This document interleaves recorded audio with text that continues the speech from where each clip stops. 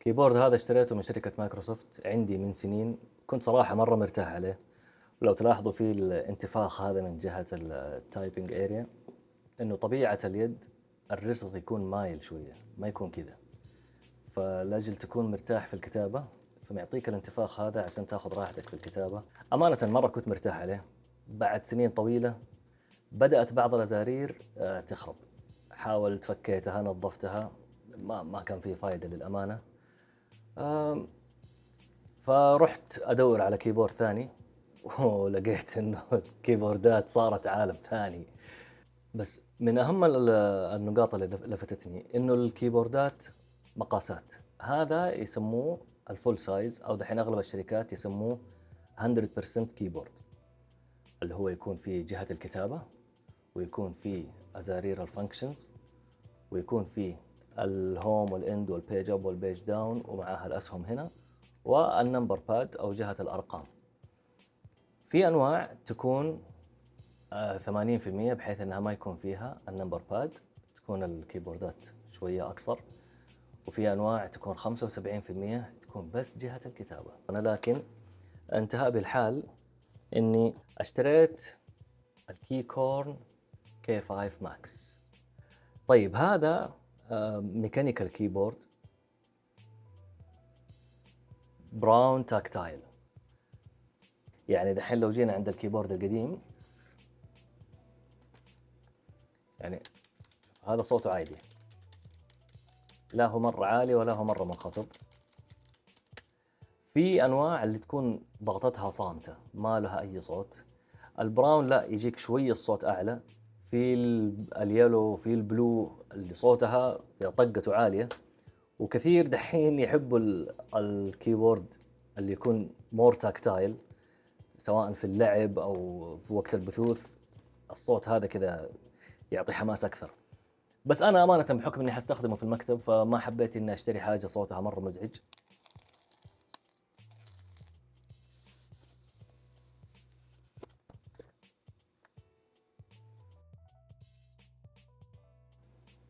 أوكي،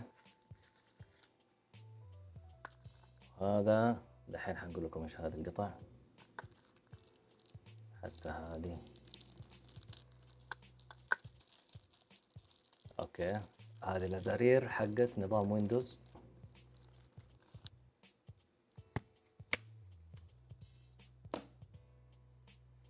طيب نسمع أول شيء الصوت، سامعين الفرق؟ هذا الصوت حق البراون، والله ما هو مرة مزعج. شوف القديم، شوف الفرق في الحجم كيف.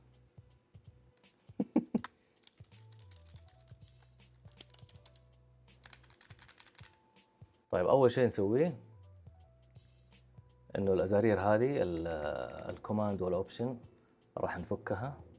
كيف تفكها؟ تيجي عند هذا، شفت كيف؟ الانتر البرتقالي شكله ألطف صراحة. alternative، ممتاز. حلاوتها انها قابلة لإعادة البرمجة، فممكن نعيد البرمجة. انا ممكن احط الفانكشن هنا لان انا متعود عليه يكون في الجهة الثانية. في السلك، بلوتوث، و على الواي فاي اللي هو الجي.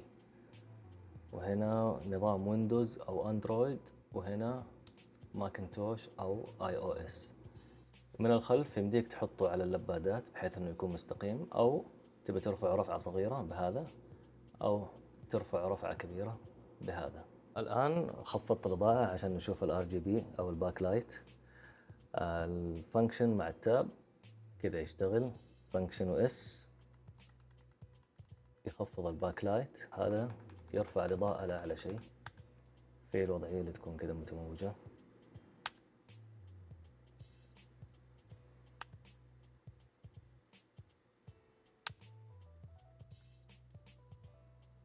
هذه الوضعية حلوة مع كتابتك، مع كل ضغطة يكون في نور.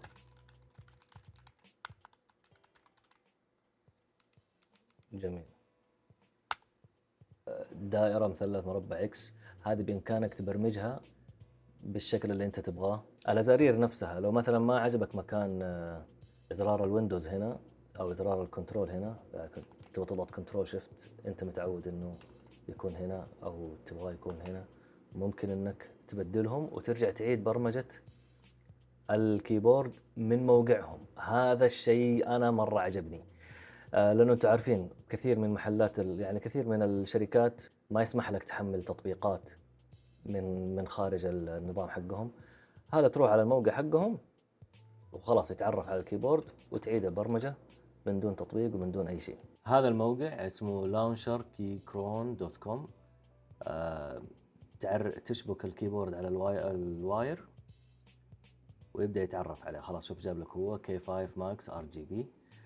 هذه الأزارير كلها شوفوا هنا لما قلت لكم أنا ودي إني أبدل الفانكشن بدل الكنترول، يمديك هنا تسويها، تضغط على هذا وتيجي هنا في الخيارات، في عندك البيسك، ميديا، الماكرو والسبيشال كيز.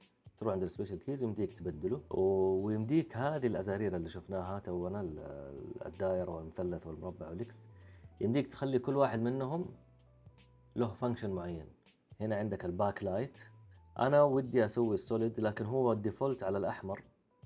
ما أدري إذا يمدينا نسوي برتقالي. اي والله احس الدرجة هذه حلوة.